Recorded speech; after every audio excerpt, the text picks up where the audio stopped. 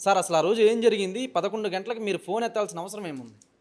నేను ఎత్తుతా 11 గంటలు కాదు, రాత్రి 2 గంటలకు ఫోన్ చేస్తే కూడా ఫోన్ ఎత్తుతా. నాకు అది అలవాటు.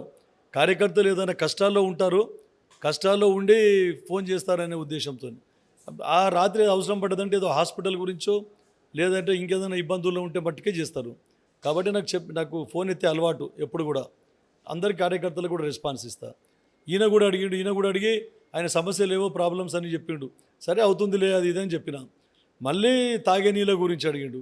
అవును, ఆన్గోయింగ్ వర్క్స్ ఉన్నాయి, ఇంకా కూడా బడ్జెట్ రిలీజ్ చేస్తాను, ఇంకా 2 కోట్ల రూపాయలు కూడా మనకు ప్రతిపాదనలు పెట్టిన బడ్జెట్ వస్తుంది అని చెప్పిన. ఎప్పుడు వస్తుంది అని చెప్పేసి రెచ్చగొట్టే విధంగా మాట్లాడు.